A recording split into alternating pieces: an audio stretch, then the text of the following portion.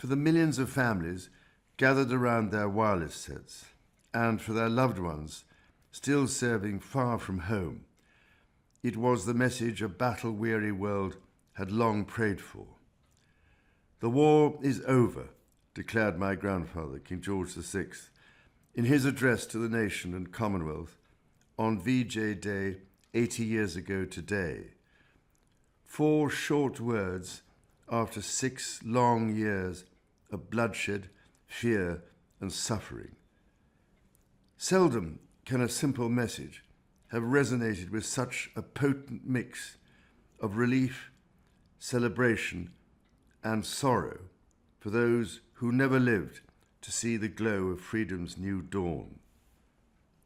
On this day of profound remembrance, I speak to you in that same spirit of commemoration and celebration as we honor anew all those whose service and sacrifice saw the forces of liberty prevail. While that final victory in the Pacific was achieved under the strategic command of our steadfast American allies, the war in Southeast Asia had reached its climax under the leadership of my great-uncle, Lord Mountbatten, from whom I learned so much about the particular horrors and heroism witnessed in those furthest fields of combat. The forces aligned under him comprised over 1 million men and women, drawn from many different countries, religions, and communities, but united by a common purpose and indomitable spirit.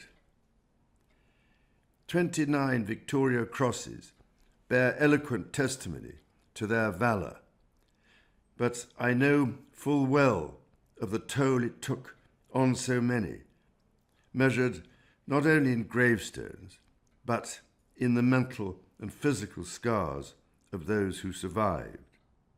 Despite the unyielding support of their devoted battlefield commander, General William Slim, the forces on the ground sometimes considered themselves the forgotten army. But as patron of the now Burma Star Memorial Fund, and having attended one of the great Burma Star reunions at the Albert Hall with Lord Mountbatten, when the hall was filled with thousands of bemedalled veterans, it has been my privilege to reassure the remaining veterans that they and their fallen comrades shall never be forgotten. Nor are they alone in our thoughts today, for high above those monsoon-lashed jungles, Allied pilots displayed their own fearless bravery, flying fighters, bombers, and transport aircraft into enemy fire and nature's fury. We recall, too, the prisoners of war who endured years of brutal captivity, the starvation, disease, and cruelty that tested the very limits of human endurance.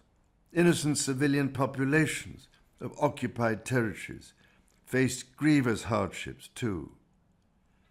Their experience reminds us that war's true cost extends beyond battlefields, touching every aspect of life, a tragedy all too vividly demonstrated by conflicts around the world today.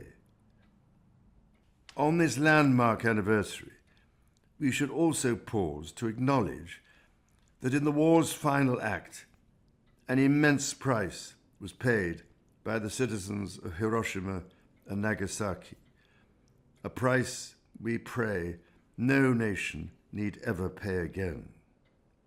But in recalling so much suffering, we must not lose sight of how great was the cause and how sweet the victory. For those heroes of VJ Day gave us more than freedom.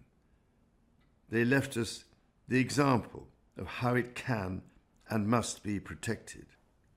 Countries and communities that had never before fought together learned to coordinate their efforts across vast distances, faiths, and cultural divides. Together they proved that in times of war and in times of peace, the greatest weapons of all are not the arms you bear, but the arms you link. That remains a vital lesson for our times. So, to the families of all those who served, and to that sadly dwindling band of veterans among us still, please know that the courage and camaraderie displayed in humanity's darkest hour is a flame that shall blaze for eternity, a beacon that honours our past and guides our future.